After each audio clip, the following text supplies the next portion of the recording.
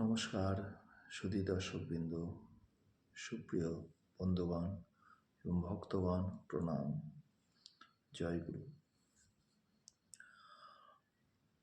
আপনাদের এই চ্যানেল ভাগবত জ্ঞান ইন্ডিয়াতে আপনাদেরকে সুস্বাগতম।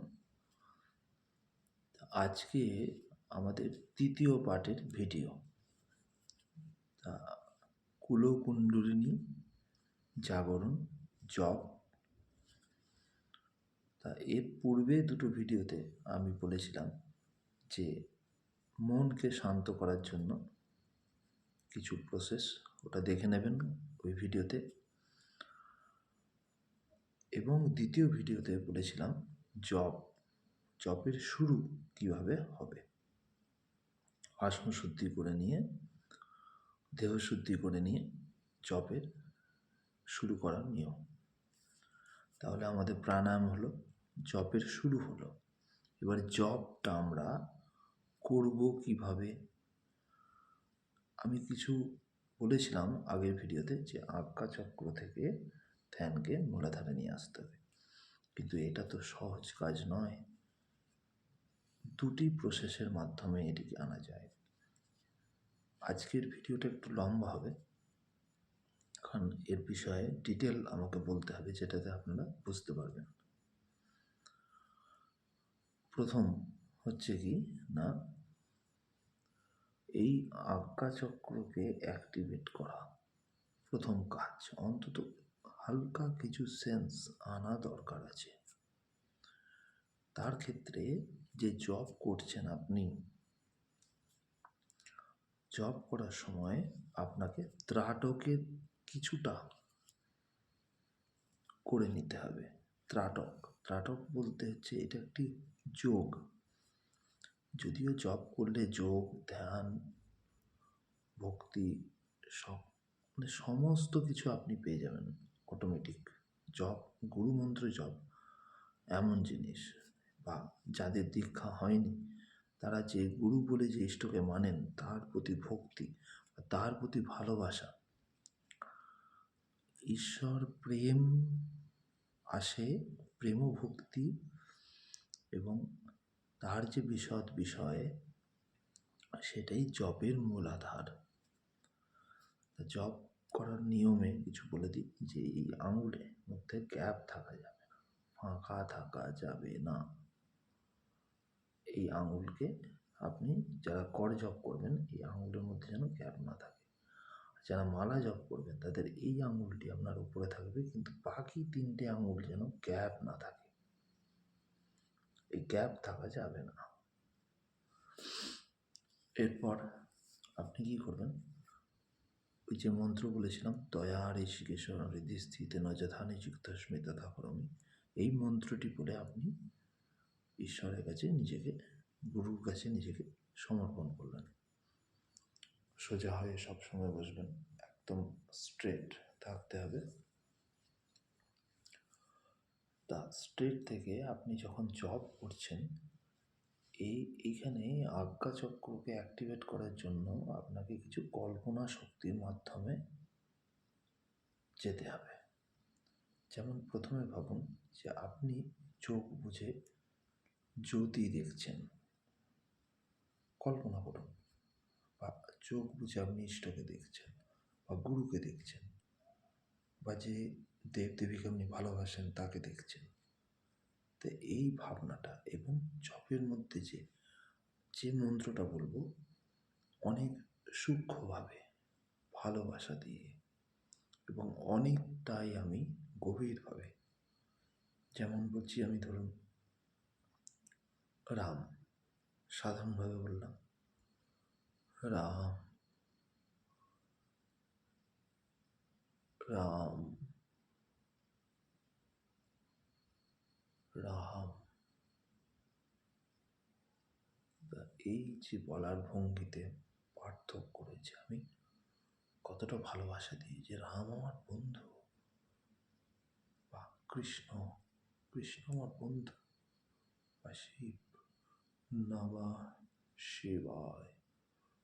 রামকৃষ্ণদেব, শ্রী শ্রী পরমহংস ভগবান রামকৃষ্ণদেব এবং শ্রী শ্রী ভগবান বামাখ্যাপা বাবা বা শ্রী শ্রী ভগবান তৈলঙ্গ স্বামী বা শ্রী শ্রী ভগবান বিজয় কৃষ্ণ গোসাইজি, এনারা কিন্তু সাধন পথে শুধুমাত্র উজাড় করে নিজেকে ভক্তি দিয়ে, কুলকুণ্ডলিনী জাগিয়ে দুটি উপায়ে, যোগ দ্বারা, ভক্তি দ্বারা। আপনি যোগের দ্বারা করতে গেলে আপনাকে অনেক যোগ শিখতে হবে, কিন্তু অত সময় নেই। আপনি ভক্তির দ্বারা কুণ্ডলিনী শক্তিকে আপনাকে উপরের দিকে নিয়ে আসতে হবে। এতে কোনো ক্ষতি হবে না, এতে আপনার রিস্কটা কমে যাবে, অনেক রিস্ক কমে যাবে। যোগের দ্বারা করতে গেলে আপনি বলপূর্বক তাকে নিয়ে আসছেন জোর করে, আর অথচ আমাদের শরীরে, মনে, মাথায় একদম গ্যাজেটে ভর্তি, নানা রকম চিন্তা। কম্পিউটারের মানে একটা মেমোরিতে যা থাকে তার থেকে লক্ষ কোটি গুণ বেশি চিন্তা আমাদের মনের মধ্যে থাকছে, তাহলে সেটা সম্ভব নয়। ভক্তি দিয়ে মনের ওই চিন্তা ও ব্রেনের মধ্যে যে মেমোরি ধরে রেখেছে উল্টোপাল্টা চিন্তা, নেগেটিভ চিন্তা, সব ক্লিয়ার করে দেবে। এক্ষেত্রে আপনি নিশ্চিত হতে পারেন যে আপনার কুণ্ডলিনী শক্তি জাগবে।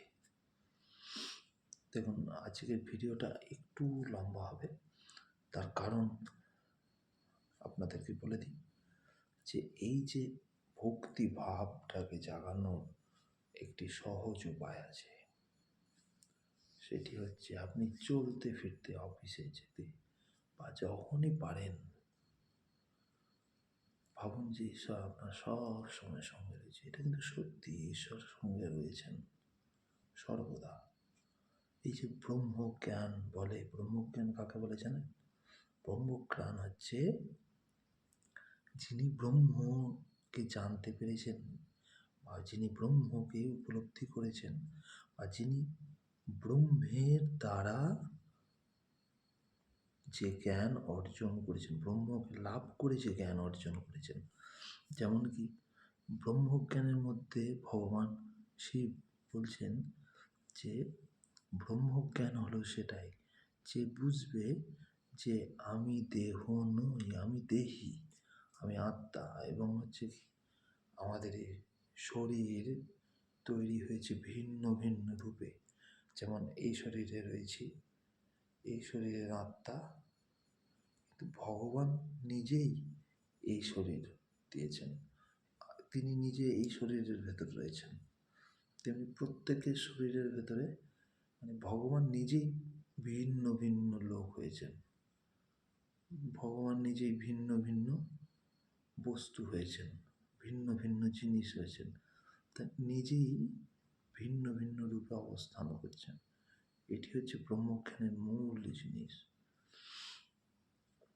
যেমন কি হচ্ছে আপনি একজন নারীকে দেখছেন, তার শরীরটা আলাদা, কিন্তু সেখানে কিন্তু ভগবান নিজেই রয়েছেন। সে নারীও ভগবান হয়েছে, পুরুষও ভগবান হয়েছে, দুজনের মধ্যে কিন্তু সে একই জিনিস রয়েছে, এর মধ্যে কোনো পার্থক্য নেই। এটি আমার গুরুদেবের কাছ থেকে আমি পেয়েছি, গুরুদেব বলেছেন, এবং এই গুরু বাক্য কখনো মিথ্যা হয় না। এবং তাদের সাধনার মাধ্যমে তিনি অনেক অনেক অনেক সাধনা করেছেন, অনেক ছোটোবেলা থেকে অনেক কিছু স্যাক্রিফাইস করে তিনি, অনেকেই জানেন, অনেকেই চিনবেন। তা গুরুদেবের কৃপা, মানে যেমন আমি নাম বলছি ওনার, শ্রীমৎ স্বামী মহানন্দগিরি মহারাজ, গুরু নাম করতে নেই, প্রভুর নাম। তিনি এখন শরীর ছেড়েছেন, এখন সূক্ষ্মদেহে অবস্থান করছেন, কিন্তু ওনার কাছ থেকে আমি বহু কিছু জিনিস পেয়েছি। আমি ছোটোবেলা থেকে ওনার কাছে আমি যাতায়াত করি এবং আমার দীক্ষা হয় ছোটোবেলা থেকে।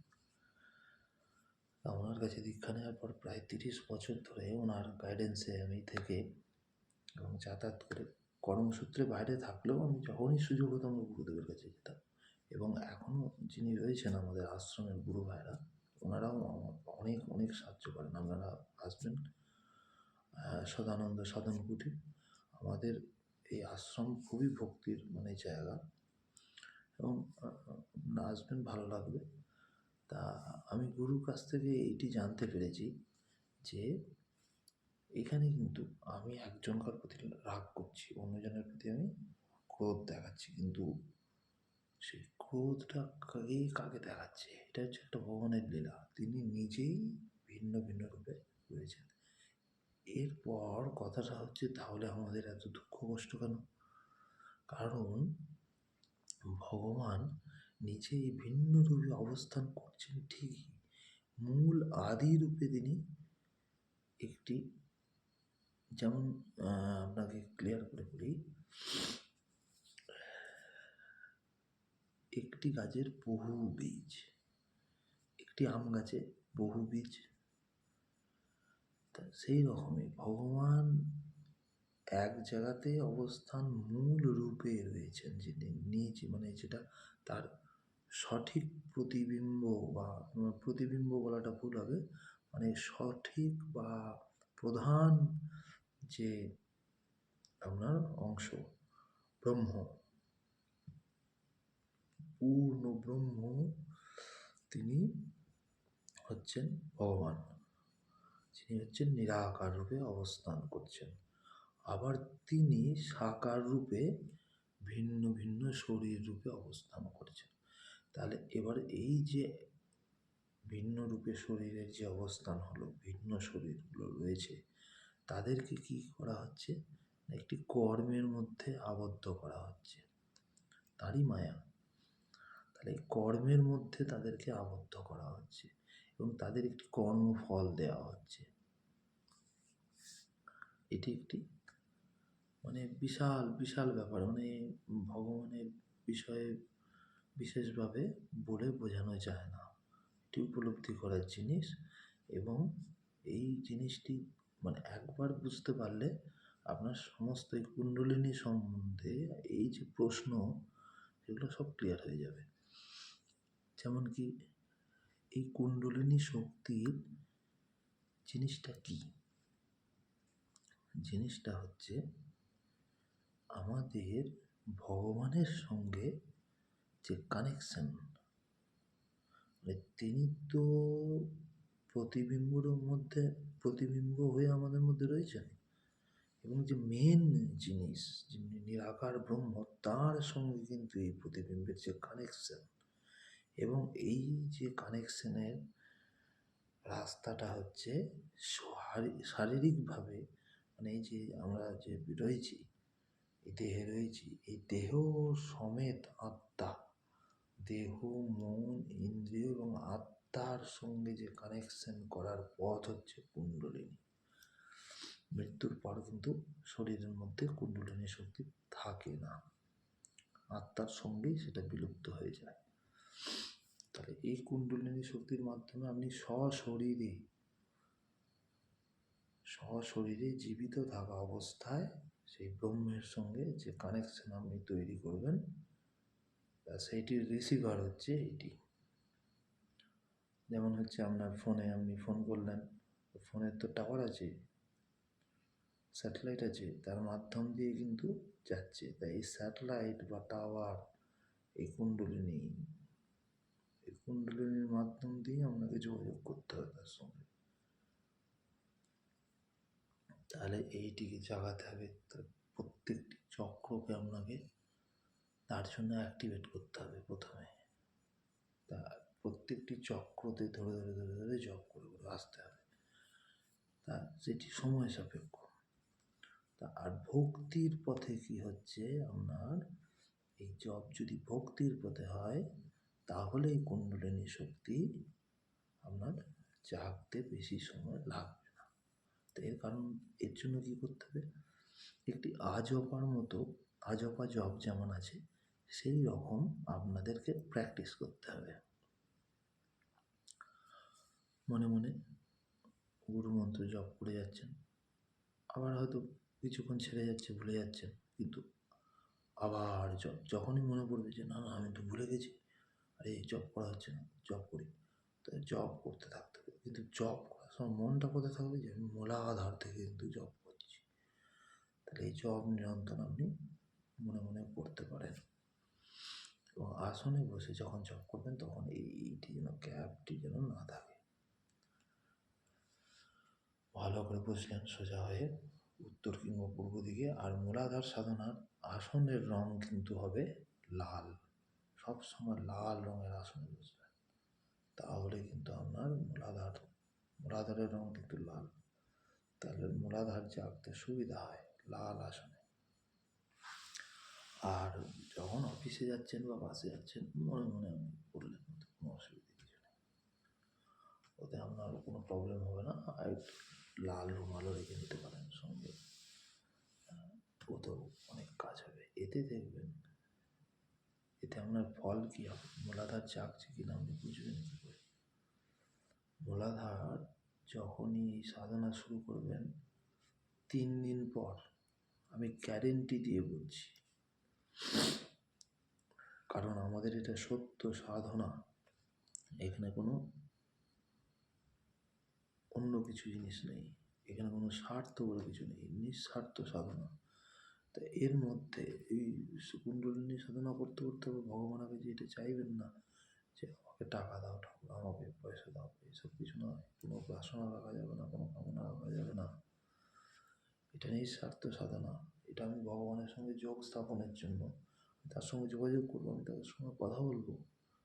তা সেই কারণের জন্য আমি এই সাধনাটা করছি। এখানে কিন্তু বৈষয়িক কোনো ব্যাপার কিন্তু নেই। তা আপনি এই সাধনার ফলাফল কী পাবেন, সেটা হচ্ছে প্রথমত 3 দিনের মধ্যে আপনি ভগবানের স্বপ্ন দেখবেন। আপনি যে দেবতাকে পছন্দ করেন বা যাকে স্মরণ করে আপনি ধ্যান সাধনা করছেন, তার স্বপ্ন আপনাকে মানে আপনি দেখবেনই, 100% গ্যারেন্টি দেখবেন। আর এই জব যারা করবেন না, যারা মনে মনে জব করবেন, যারা ভাবছেন যে না আমি মালা করবো না বা আমি করজপ করবো না, তারা এইভাবে আঙুলগুলোকে রেখে নেবেন হাঁটুর কাছে, দুটো হাঁটুর উপরে রিল্যাক্সে বসবেন। পদ্মাসনে বসতে না পারেন কোনো অসুবিধে নেই, যেন বসাটা রিল্যাক্স হয়, পায়ে যেন যন্ত্রণা না হয়, কোমরে যেন যন্ত্রণা না হয়, রিল্যাক্স। আপনি চেয়ারে পা মিলেও বসতে পারেন, কোনো অসুবিধা নেই, কিন্তু কোমর যেন সোজা থাকে, 90 ডিগ্রি যেন হয়, অ্যাঙ্গেল যেন 90 ডিগ্রি হয়, এটা ধ্যান রেখে আপনি করতে পারেন। আর তারপর তারাপীঠে আসুন, তারাপীঠ মহাশ্মশানে এসে বসে জপ করুন। এই জপ যখন শুরু হবে তারাপীঠ মহাশ্মশানে বসে করবেন, খুব ভালো কাজ হয়। একটি নিরিবিলি স্থান থেকে বসে যাবেন, অনেক ভালো কাজ হয়। এরপরে অনেক জিনিস জানাবো। এর মধ্যে একটা কথা বলে রাখি, গুরু স্তোত্রম যেটি আছে সেটি যদি পাঠ করতে পারেন এই ধ্যান সাধনার পরে বা আগে, মানে শুরু করার আগেও করতে পারেন এবং শুরু করার পরেও করতে পারেন, বা আগে পরে দুই সময় করতে পারেন। ভবসাগর তারণ, এই মন্ত্রটা আপনি পেয়েও যাবেন। এই গুরু স্তোত্রমটি আমি ভিডিও আপলোড করব আপনাদের কাছে, তো ওখানে হয়তো আমার ভিডিও পাবেন না, আমাকে দেখতে পাবেন না, কিন্তু ওই ভিডিওটি আপনার থাকবে।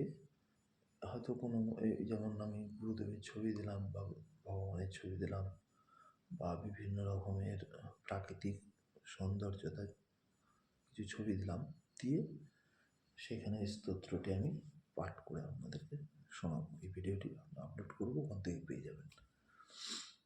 আর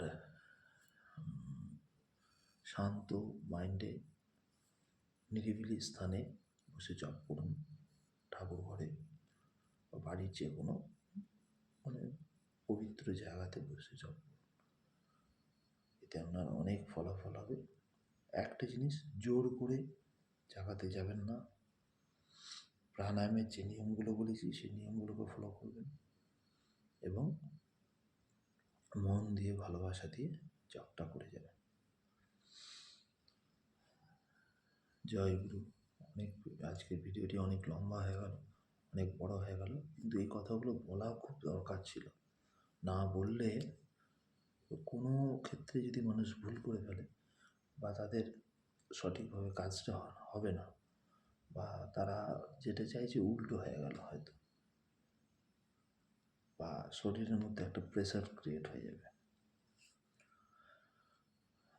তাই এইভাবে জবটা করুন, জব ধ্যান করে যান, এইভাবে দেখবেন অনেকটা ইমপ্রুভমেন্ট হবে।